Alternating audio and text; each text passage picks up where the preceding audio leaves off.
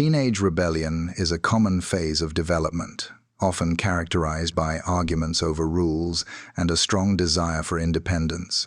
But what happens when that desire for autonomy escalates to a point where a teenager, living a life of privilege, sees her own parents as the primary obstacles to her happiness? This is a case that explores that disturbing question. In the affluent resort town of Bellevue, Idaho, the Johnson family appeared to be the picture of success. Alan and Diane Johnson were prosperous business owners living in a large home with their 6-year-old daughter, Sarah. By all accounts, Sarah was provided with every material item a teenager could desire, including a car, fashionable clothes, and financial support. However, behind this facade, the Johnson home was a site of significant conflict.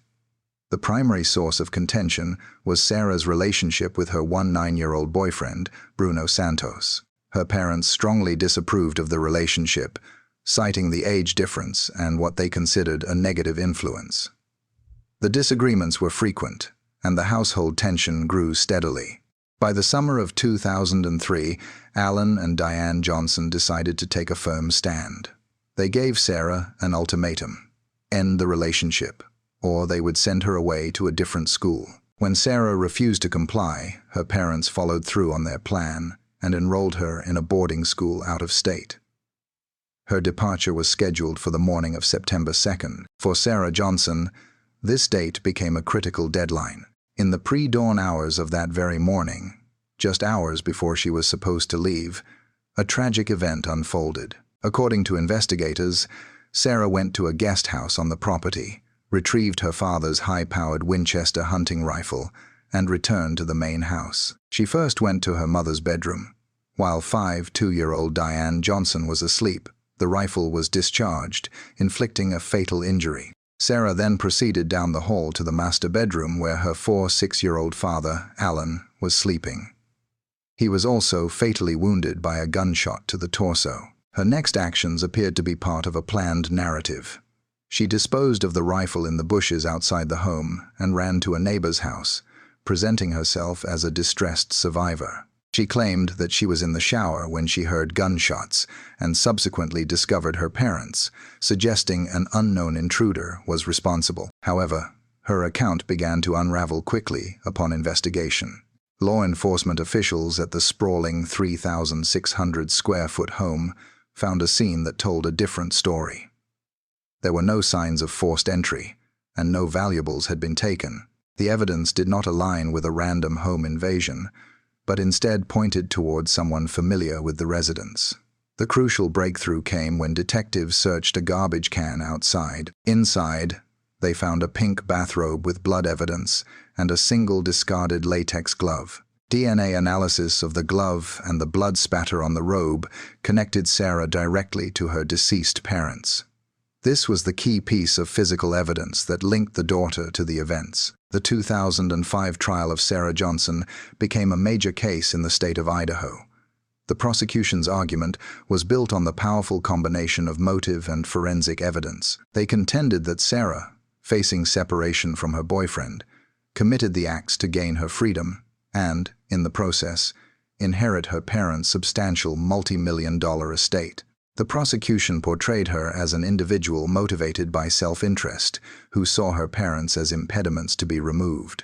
The defense attempted to create an alternative theory, suggesting a handyman or even her boyfriend could be responsible, but they could not counter the forensic evidence of the robe and glove. After a 6-week trial, the jury deliberated for just over 10 hours before finding Sarah Johnson guilty on 2 counts of first-degree murder. Because she was 16 at the time of the crime, she was not eligible for the death penalty. The judge sentenced her to 2 concurrent life sentences without the possibility of parole. Her legal journey, however, was not over. In 2012, the U.S. Supreme Court's landmark ruling in Miller v. Alabama declared that mandatory life without parole sentences for juvenile offenders were unconstitutional. This decision granted Sarah Johnson an opportunity for a new sentencing hearing. In 2021, after hearing new arguments, a judge reaffirmed the original sentence of 2 concurrent terms of life in prison. The judge noted that the crimes demonstrated a profound lack of empathy and that she had not shown remorse, suggesting she might not be suited for rehabilitation. As of 2025, Sarah Johnson remains incarcerated at the Pocatello Women's Correctional Center in Idaho and continues to maintain her innocence. Her case remains a chilling example of how familial conflict and a sense of entitlement can escalate to an irreversible tragedy. When a crime is committed by a teenager who has every material advantage, how does a justice system weigh developmental immaturity against the severity of the act when determining a permanent sentence?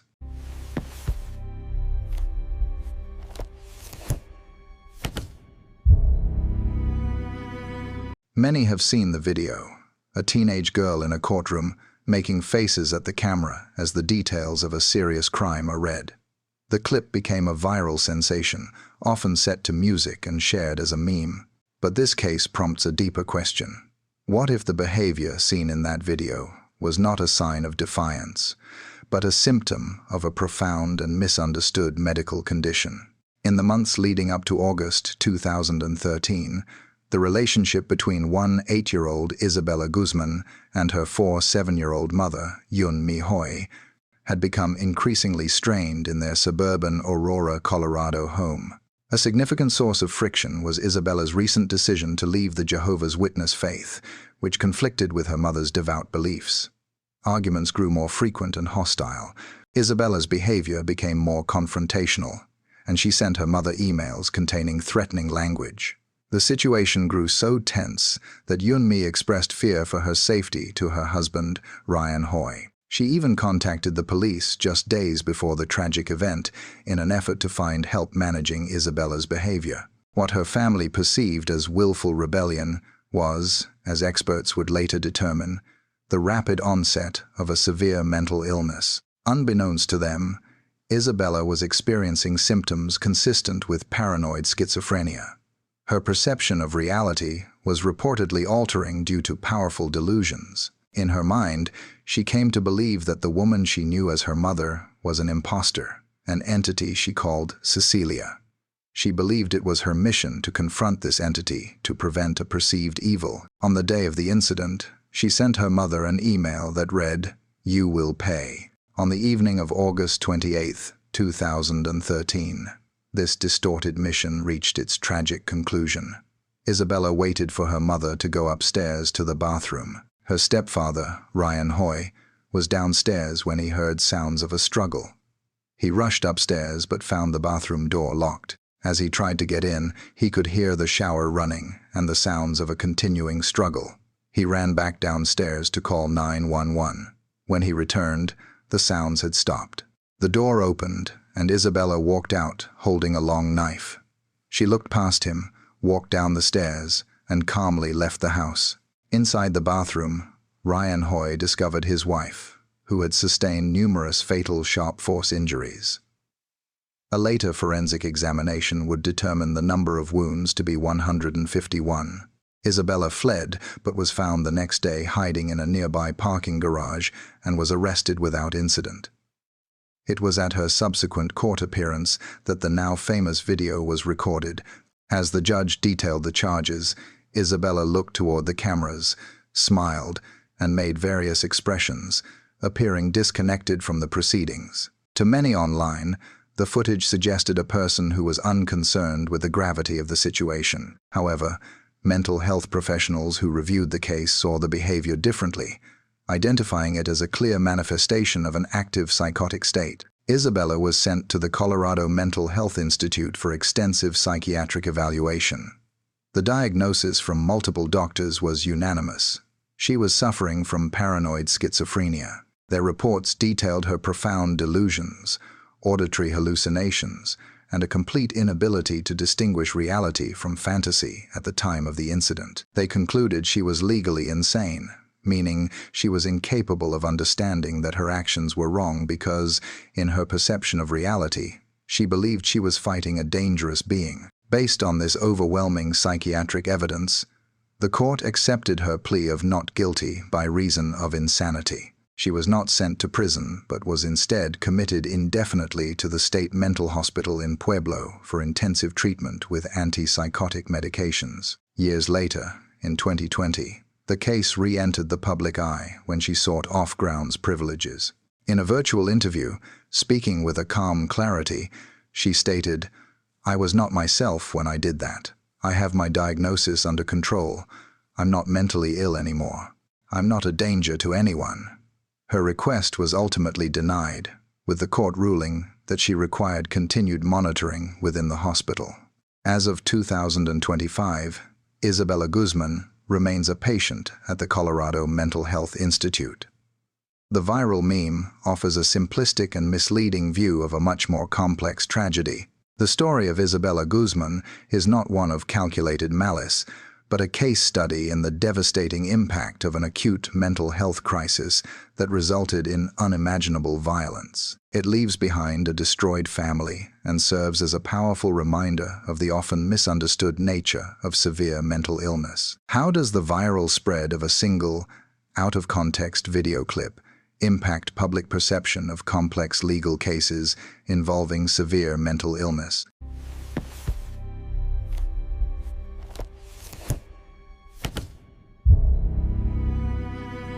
An intense teenage friendship can create a unique, private world built on shared ideas and a secret language. But what happens when that world becomes more compelling than reality itself? This is a case that explores what can occur when two highly intelligent and imaginative girls become so lost in their shared fantasy that they decide the only way to protect it is to remove the one person they believe threatens to tear them apart. In the socially conservative city of Christchurch, New Zealand, during the early 1950s, Pauline Parker and Juliet Hume were two lonely, intellectual teenagers who felt like outcasts. Pauline, the daughter of working-class parents, was a serious and intense girl who found her daily life unfulfilling. Juliet was the sophisticated and charismatic daughter of a prominent university rector, but a childhood marked by chronic illness had left her feeling isolated. When they met at school, their bond was immediate and powerful. They connected over their health challenges and a mutual feeling of detachment from the world around them. Together, they began to construct a new reality. They named it the Fourth World, an elaborate, shared fantasy kingdom. It was a celestial paradise with its own royalty, religion, and a moral code that they believed superseded conventional laws. In this imaginary realm, they were the creators and rulers, documenting their adventures in hundreds of detailed diary entries, poems, and novel manuscripts. This fantasy world became their ultimate refuge, a place where their bond was sacred and their intellect was celebrated. They began to see themselves as geniuses, elevated above the ordinary people in their lives, particularly their families, whom they viewed as restrictive. Their relationship grew all-consuming, and the line between their fantasy and reality started to blur. Soon, the real world was about to intrude in a devastating way. Juliet's parents announced their intention to divorce, with plans for Juliet to be sent to live with relatives in South Africa. For the two girls, this was a cataclysmic event. The thought of being separated was unbearable, so they devised a plan for Pauline to accompany Juliet. There was, however, one significant obstacle: Pauline's mother, Honora Parker. Honora was a kind, straightforward woman who had become deeply concerned by her daughter's obsessive and, in her opinion, unhealthy friendship with Juliet. She absolutely refused to permit Pauline to leave the country. In the girls' elaborate worldview, Honora was not a concerned parent, but an antagonist, the primary obstacle standing in the way of their happiness. And so, in their diaries, they began to plan a permanent solution with the same creative detail they applied to their fantasy writing. Just days before the event, Pauline wrote in her diary, "We have worked it out. We are both thrilled with the idea." Naturally, we feel a trifle nervy. But the pleasure of anticipation is great. On the afternoon of June 22nd, 1954, the plan was put into action. The two girls accompanied Honora for a walk in the scenic and secluded Victoria Park. In a bag Pauline carried, there was half a brick wrapped inside a stocking. When they reached a remote, wooded section of the path, they initiated their plan. Juliet dropped a small decorative stone, and when Honora bent down to retrieve it, the attack began. The assault that followed was severe and prolonged. Forensic evidence would later show that Honora Parker sustained more than 45 significant blunt force trauma injuries to her head, which were the cause of her death. After the incident, the girls ran to a nearby tea kiosk, their clothes visibly stained, and told a frantic, fabricated story about how Pauline's mother had slipped on the path, fallen, and tragically hit her head. Their account fell apart almost immediately. The number and severity of Honora's head injuries were completely inconsistent with a simple fall. Police located the weapon used in the attack nearby, and most damningly, they discovered the girls' diaries. These journals provided a detailed chronicle of their shared mindset and the formulation of their plan. The trial became a global sensation, shocking New Zealand with its details of teenage obsession and fantasy. Because they were only 15 and 16 years old, they were ineligible for the death penalty. They were found guilty and sentenced to be detained at Her Majesty's pleasure. Both served approximately 5 years in separate prisons. A condition of their release was that they were never to contact each other again. But the story has one final, remarkable twist. After her release, Juliet Hume moved to England, changed her name to Anne Perry, and became a world-renowned, best-selling author of historical detective novels. For decades, her past remained a secret until it was uncovered by journalists around the time Peter Jackson's acclaimed 1994 film about the case, Heavenly Creatures, was released. As of 2025, both women are in their late 82s. Pauline Parker, after her release, has lived a quiet and private life. Juliet Hume, as Anne Perry, became a literary star whose millions of fans were completely unaware that the woman writing their favorite murder mysteries was the same individual who had been convicted in the 1954 case. Can two individuals create a shared psychological reality so powerful that it overrides their individual moral compasses? And if so, how is accountability to be determined?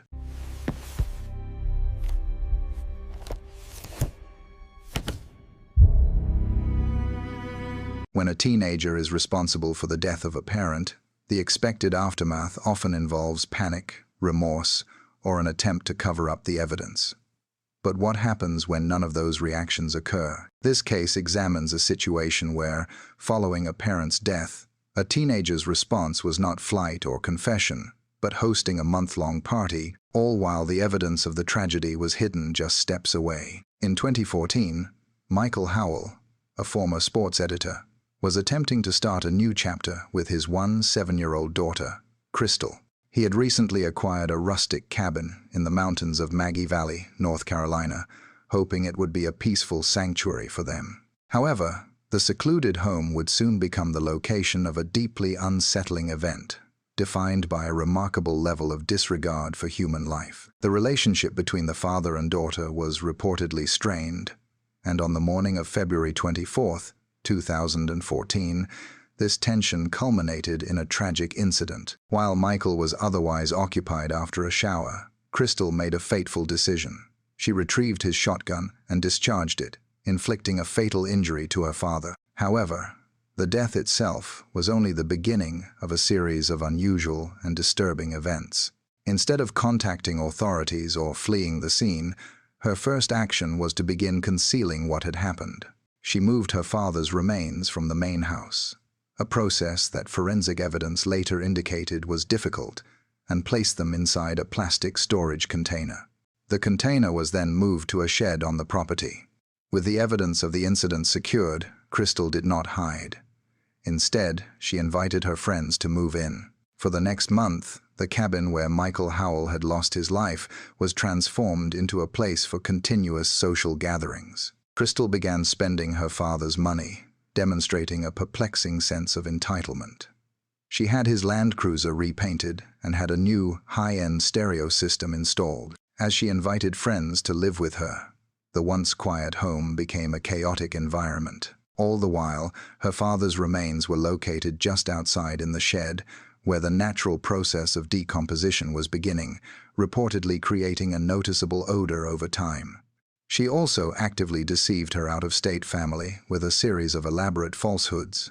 She contacted her mother in Georgia, fabricating a story that her father had taken his own life and that, in her grief, she had buried him on the property. She convincingly portrayed herself as a traumatized and grieving daughter, giving her family no reason to suspect the truth.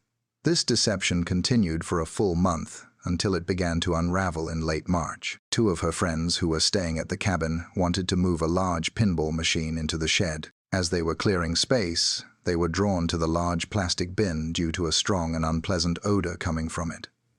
Upon opening the container, they made a shocking discovery. The contents prompted them to immediately contact the authorities. By the time police were alerted, Crystal was already gone. Aware that her secret was about to be exposed, she had packed her belongings and fled. After a 2-day search, she was located and arrested back in her home state of Georgia. During her confession to investigators, she provided an explanation that was as perplexing as the crime itself. She claimed she had acted out of anger because her father was planning to sell the family's pet pig, an animal to which she had become attached. This surprisingly trivial reason was the only motive she offered for her actions. Faced with overwhelming evidence, Crystal Brooke Howell pleaded guilty to first-degree murder and concealing a death, an agreement that allowed her to avoid a public trial. In 2016, a judge sentenced her to a minimum of 30 years in prison. During the sentencing, she offered a brief, tearful apology to her family, which stood in stark contrast to the month of indifference she had displayed while socializing just feet away from her father's remains. As of 2025, Crystal Brooke Howell is incarcerated at the Anson Correctional Institution for Women in North Carolina. She will not be eligible for parole until she is in her late 40s. The case remains a deeply unsettling study into an individual's capacity for not only violence, but also for a profound detachment from the gravity of the act itself. The Crystal Howell case challenges our understanding of grief, remorse, and human connection. How can we make sense of actions that so completely defy our fundamental expectations of human behavior?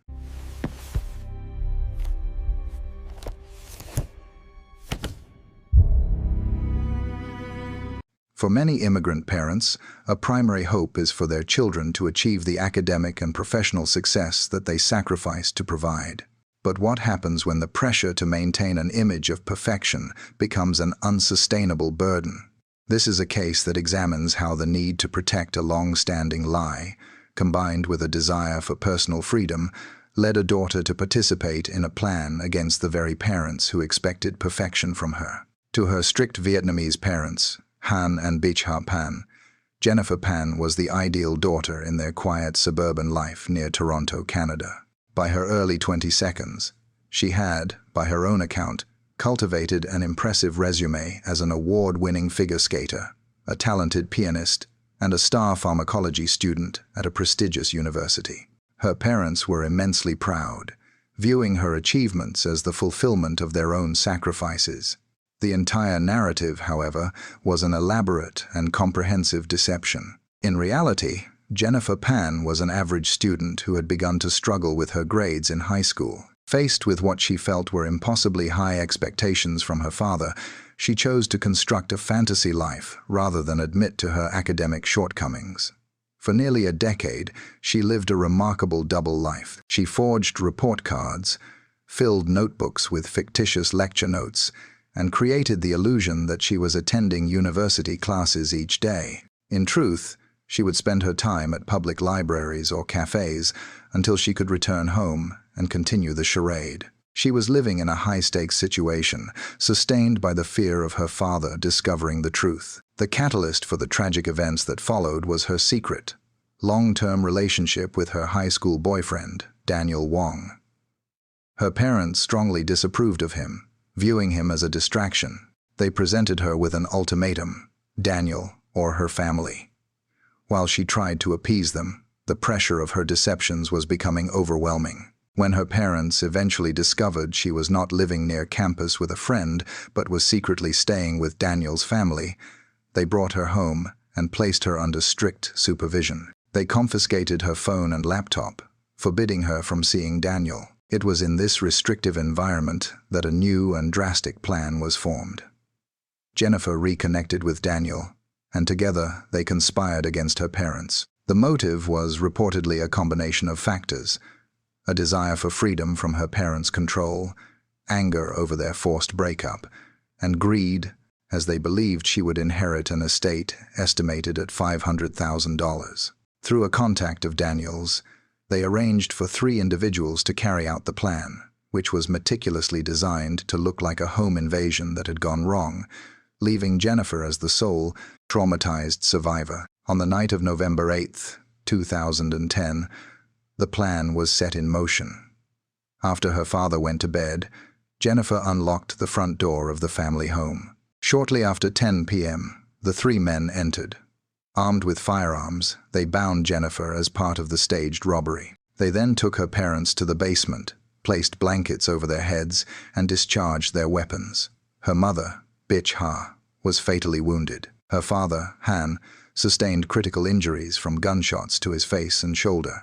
Believing both parents were deceased, the men took cash from the house and fled, leaving Jennifer tied up upstairs to be found as the innocent victim. But the plan had a critical flaw. Han Pan survived. Despite his severe injuries, he was able to regain consciousness. As he did, he reportedly heard his daughter speaking in a soft, familiar tone with one of the men as they left, and he knew something was wrong. He managed to free himself, make his way upstairs, and escape to a neighbor's house to call for help. When police first interviewed Jennifer, she presented a compelling portrayal of a distraught and grieving daughter. But her story collapsed once her father awoke from a medically induced coma. His testimony was devastating to her account.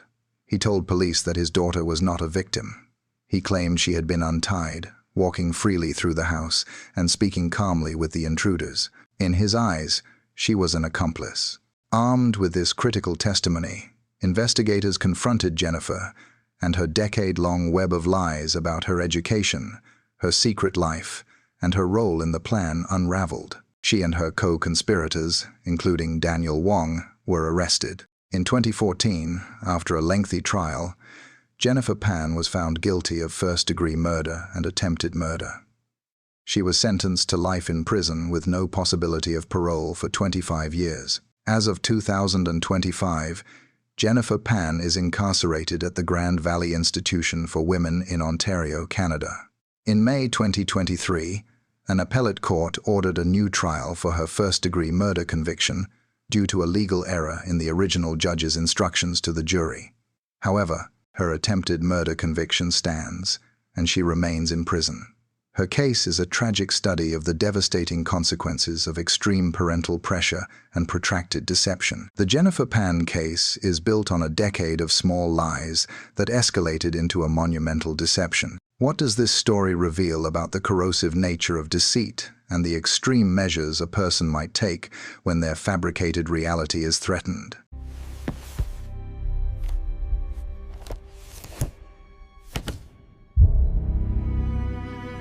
At 12 years old, a child's world is supposed to be defined by schoolwork, sleepovers, and innocent adventures with friends. Yet, in one small Canadian town, a 7th grader's story became one of the most chilling criminal cases in the nation's history.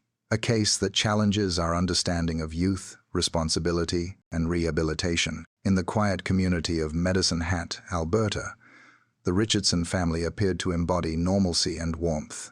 Mark and Deborah Richardson were loving parents raising 2 children, 12-year-old Jasmine and 8-year-old Jacob.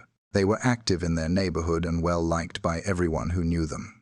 But in the spring of 2006, the harmony of their family life was shattered by a secret relationship that would spiral into tragedy. Jasmine had begun a clandestine relationship with Jeremy Steinke, a 23-year-old man from a neighboring community. Jeremy was known among his peers as a troubled outsider who immersed himself in a dark, gothic subculture.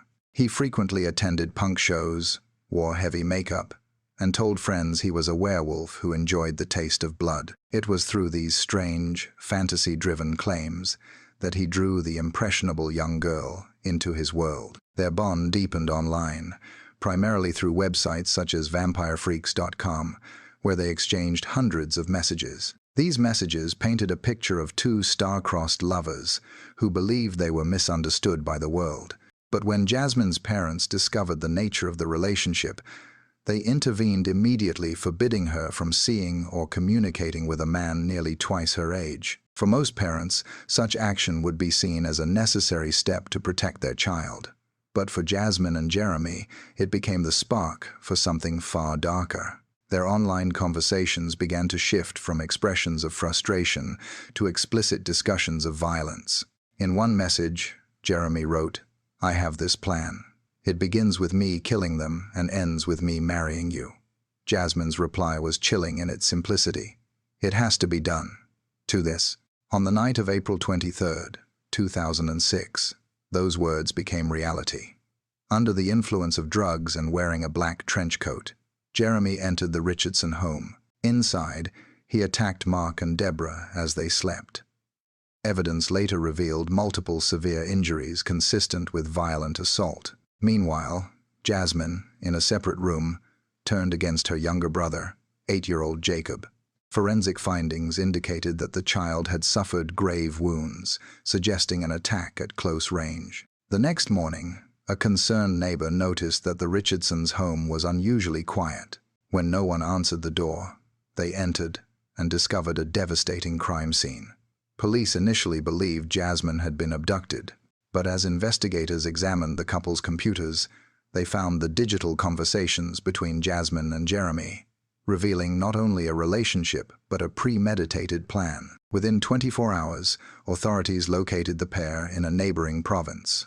They were taken into custody without resistance. Witnesses later recounted that during the trip leading up to their arrest, Jasmine reportedly laughed and made remarks about her parents' deaths, a behavior that left many questioning whether she truly grasped the enormity of what had occurred. The case quickly became one of the most widely discussed trials in Canadian history.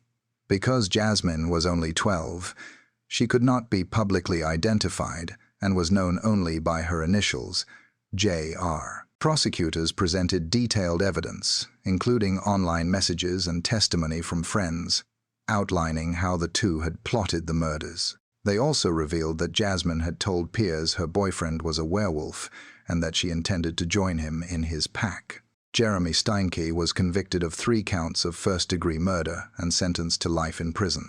Jasmine was also found guilty on all counts. Because of her age, she received the maximum sentence allowed under Canadian youth law, 10 years, including 4 years in a psychiatric facility and 6 years of conditional supervision in the community.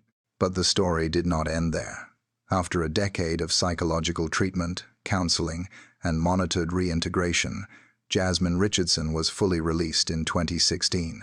She was 22 years old. With a new identity, she began a new life, reportedly attending university and living quietly somewhere in Canada.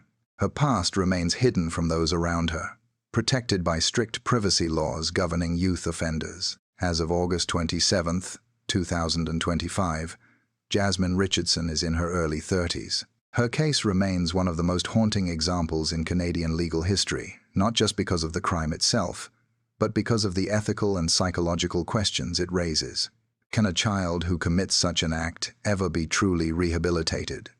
How do we balance justice, accountability, and compassion when the perpetrator is also, in many ways, a victim of manipulation and youth? For the community of Medicine Hat, and for society at large, this case forces an uncomfortable but vital reflection. Can redemption ever erase the memory of an unforgivable act? Or does some damage remain beyond repair?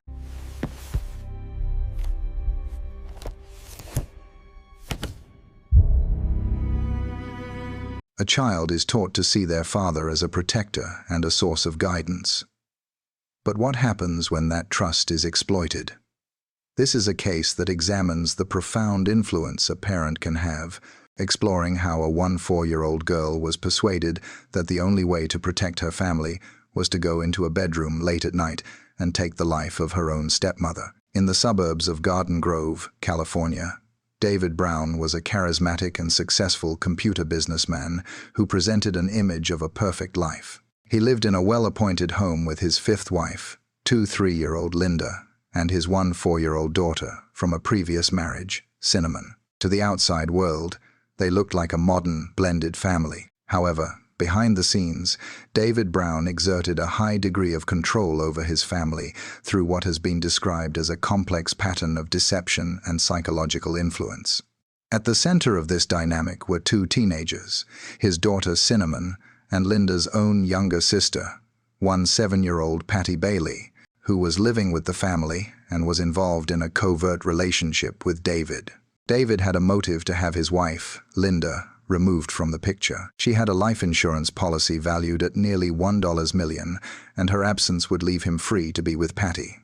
But rather than acting himself, he began a systematic campaign of psychological manipulation directed at his daughter. For months, he reportedly fed Cinnamon a narrative that her stepmother, Linda, intended to harm him. He convinced the impressionable 4-year-old that it was her duty to act first to protect him, effectively conditioning his own child to carry out his plan. On the night of March 19, 1985, the plan was put into effect. Following her father's detailed instructions, Cinnamon took a handgun and went to the bedroom where her stepmother was sleeping. She discharged the weapon twice, causing fatal injuries. The plan also included a carefully staged aftermath designed to portray Cinnamon as a distressed and emotionally troubled individual. David instructed her to ingest a number of pills to simulate a self-harm attempt, write a note, and then he confined her in a dog enclosure in the backyard to be discovered. Initially, the deception was successful. Law enforcement and the public viewed the case as David had framed it. A tragic story of a young, troubled girl who had lashed out at her stepmother before attempting to take her own life. Cinnamon, playing the role her father had given her, confessed to the act. She was convicted and sentenced to 24 years to life in a juvenile facility. David Brown, playing the part of the grieving husband and father, was then free to collect the insurance money and continue his relationship with his deceased wife's sister. He had successfully orchestrated a murder by proxy. However, one person never accepted this version of events: Linda's father. He knew his daughter was not the person David had described and relentlessly pushed investigators to look deeper into the case. The true breakthrough, however, came from Cinnamon herself. While in custody, she began to slowly confide in a probation officer and her aunt, suggesting there was more to the story. Sensing an opportunity, the district attorney's office devised a plan. Cinnamon's aunt agreed to wear a recording device during her visits. In a series of secretly recorded conversations, the full account of David's involvement emerged. Cinnamon revealed that her father had orchestrated the entire plot, from the months of psychological conditioning to the final instructions. Armed with this new evidence, investigators reopened the case, now focusing on David Brown as the primary planner. In 1988, David Brown and Patty Bailey were arrested. The trial that followed brought to light the family's complex issues of financial motive, inappropriate relationships, and extreme manipulation. The star witness against David was his own daughter. In a dramatic courtroom proceeding, she testified against the father who, she stated, had orchestrated the entire event. In 1990, David Brown was convicted of first-degree murder and sentenced to life in prison without the possibility of parole. Patty Bailey was also convicted for her role in the conspiracy. For her cooperation, Cinnamon Brown was released from custody in 1992 after serving 7 years. As of 2025, Cinnamon Brown, now in her 52nd, lives a quiet life under a new identity. She has spent her life attempting to move past the influence of the father who exploited her trust and innocence. David Brown died in prison in 2014. He remains one of the most studied examples of extreme parental manipulation in the history of American crime. How can the legal system properly assign culpability when a minor acts as the direct agent in a crime but is under the complete psychological control of an adult?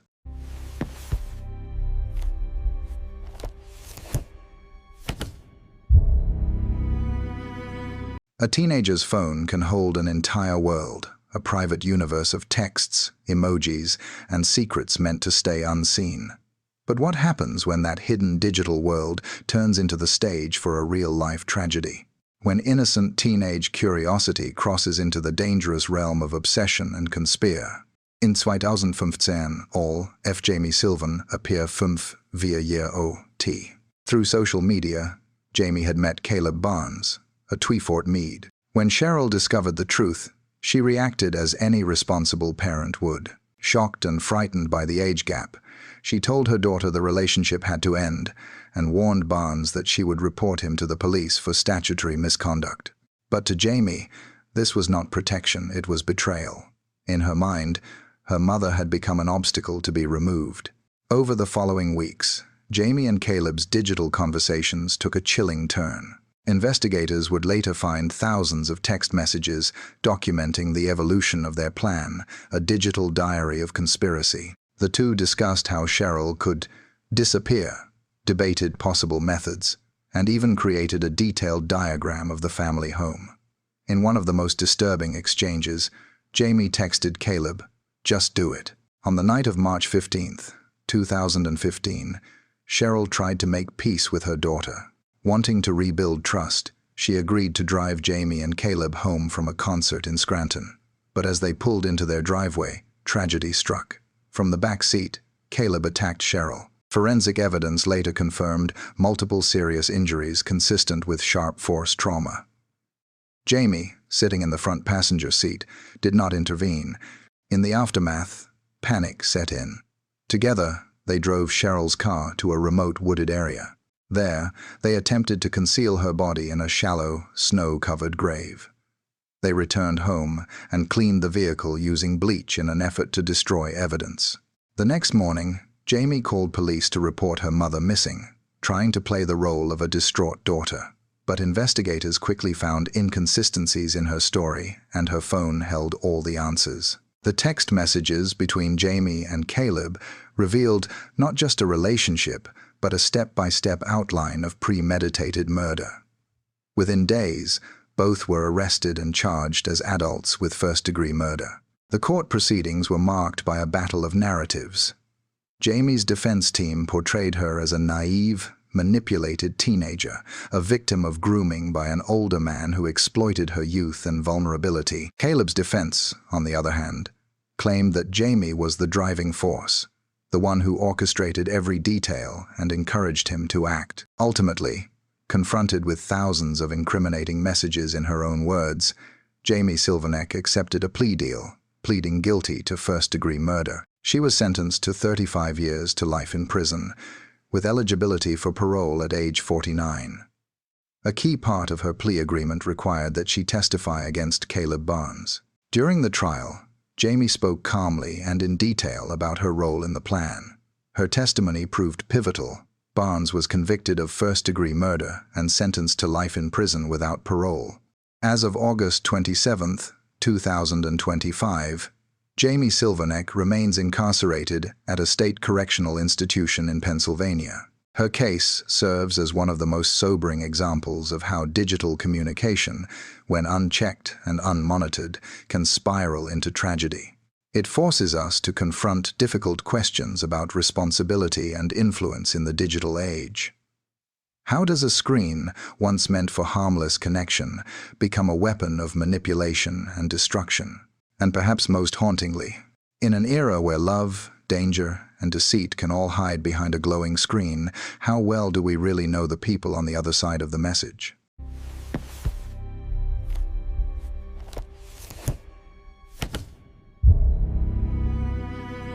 She was an aspiring horror author, known online by her pen name, who created graphic fictional content. She also alleged she was a victim of sustained, severe abuse within her own home. When 17-year-old Ashley Martinson was responsible for the deaths of her stepfather and mother, a complex question emerged.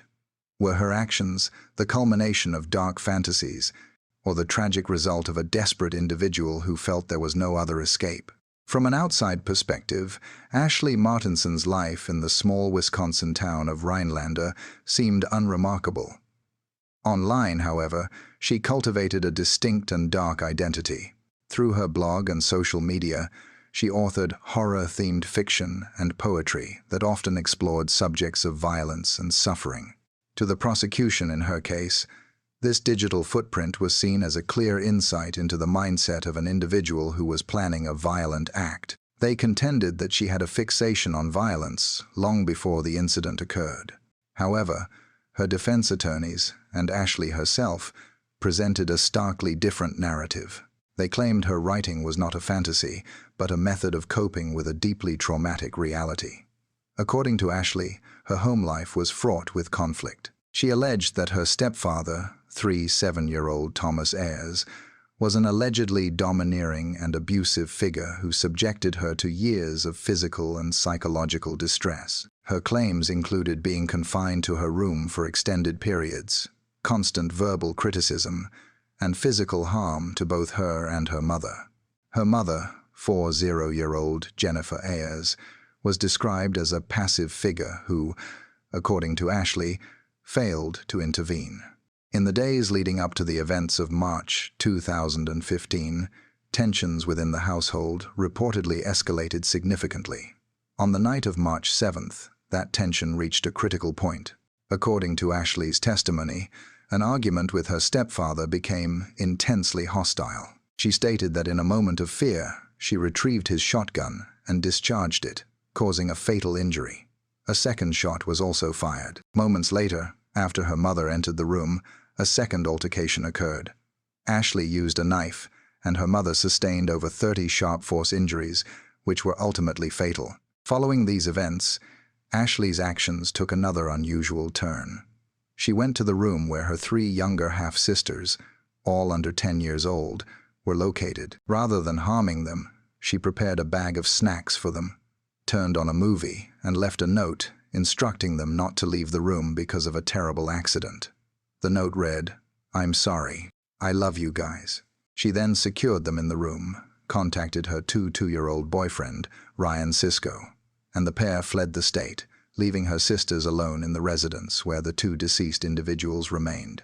The alarm was raised the next day when police received a 911 call from the house after one of the young girls managed to get out of the room and call for help. A manhunt was initiated, and Ashley and her boyfriend were located and arrested in Indiana the following day. The case quickly garnered national attention, presenting the public with 2 conflicting portraits of Ashley Martinson.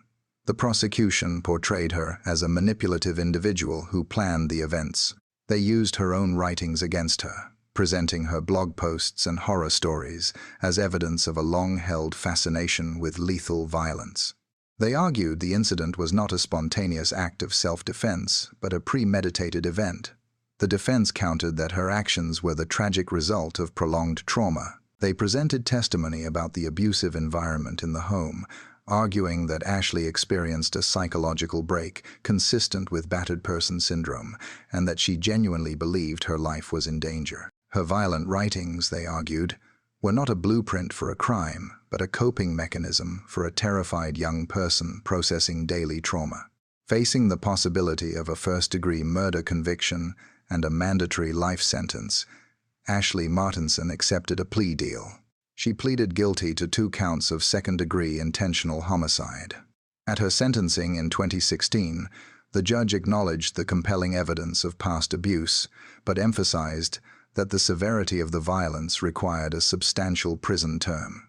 She was sentenced to 23 years in prison, which will be followed by 17 years of extended supervision. As of 2025, Ashley Martinson is incarcerated at the Taycheedah Correctional Institution in Wisconsin and will be eligible for parole in her late 32nd. Her case remains a complex puzzle, forcing a difficult examination of the lines between victimhood and culpability. It is a question that the justice system answered with a prison sentence, but one that continues to be debated. When a young person is immersed in both real-world trauma and a digital world of violent fantasy, how do we distinguish a cry for help from a declaration of intent?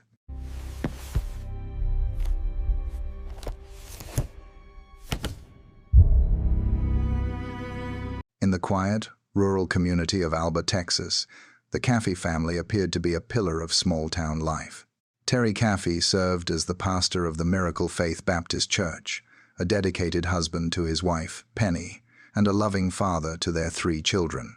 16-year-old Erin, 13-year-old Matthew, and 8-year-old Tyler. By all accounts, Erin was a model pastor's daughter. She was active in the church choir and held a part-time job, presenting herself as a respectful and pleasant young woman. However, in late 2007, her life took a significant turn with the arrival of 19-year-old Charlie Wilkinson. He was her new boyfriend, a young man with a documented history of instability, and Erin quickly developed a deep attachment to him. Her parents, Terry and Penny, grew concerned almost immediately. They observed what they perceived as Wilkinson's controlling behavior and felt the relationship was progressing too quickly and with too much intensity. Acting on their parental instincts, they decided to intervene. After just a few weeks of dating, they informed Erin that she was too young for such a serious commitment and instructed her to end the relationship. To Erin, this parental boundary was not seen as guidance but as an act of opposition. Feeling angry and defiant, she was presented with a difficult choice: Charlie or her family. She made her decision. In the weeks that followed, a devastating plan began to form. Erin and Charlie, along with two of Charlie's associates, 20-year-old Charles Wade and his 18-year-old girlfriend, Bobby Johnson, started to conspire. The objective was not simply for the young couple to run away. Instead, the group planned to remove what they saw as obstacles. The plot involved taking the lives of Erin's entire family, setting fire to their home to destroy evidence, and using any potential insurance funds to start a new life. As a key figure in the conspiracy, Erin provided detailed information about her family's daily schedule and the layout of their home.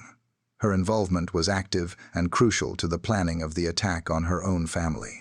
In the pre-dawn hours of March 1st, 2008, the plan was set into motion. Erin and Bobby Johnson remained outside in a designated vehicle, positioned to witness the outcome they had helped arrange. At approximately 3 a.m., Charlie Wilkinson and Charles Wade forced entry into the Caffey home. They proceeded to the master bedroom, where Terry and Penny were asleep, and initiated a violent assault. Wilkinson assaulted Penny Caffey with a samurai sword, leading to catastrophic and fatal injuries. Simultaneously, Wade discharged a firearm at Terry, striking him multiple times. As Terry drifted in and out of consciousness from his severe injuries, he reportedly heard his daughter Erin's voice from the doorway. When her boyfriend inquired about her father's condition, Terry heard her respond, "I don't know." The attackers then moved to the children's bedrooms. Matthew, age 13, was fatally assaulted, sustaining injuries from both a firearm and the bladed weapon. 8-year-old Tyler was found hiding in a closet, where he too was fatally attacked with a dagger. After the deadly assault, the two individuals set the house on fire and fled the scene, meeting Erin and Bobby in the waiting car.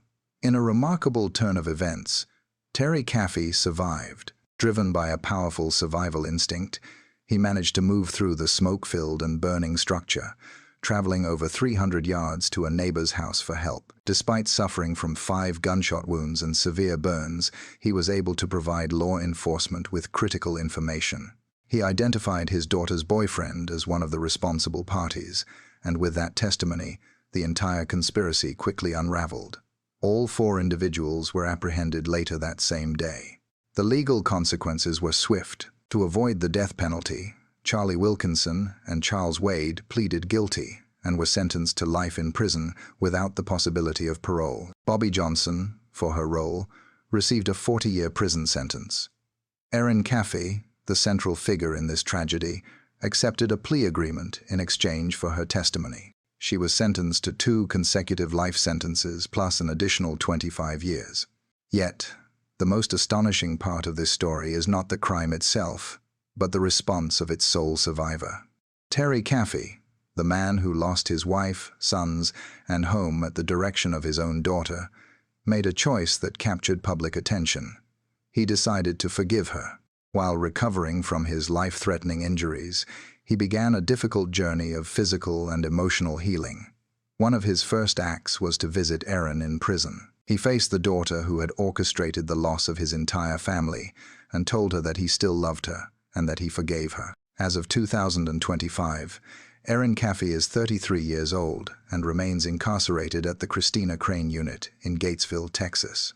She will become eligible for parole consideration when she is 59 years old. Her father, Terry, has since remarried and now works as a public speaker, sharing his story of profound loss and the power of forgiveness. The Caffey case remains a sobering examination of how adolescent relationships can lead to devastating outcomes and serves as a powerful testament to a father's capacity for forgiveness in the wake of an unthinkable betrayal. Terry Caffey's journey from victim to an advocate for forgiveness is extraordinary.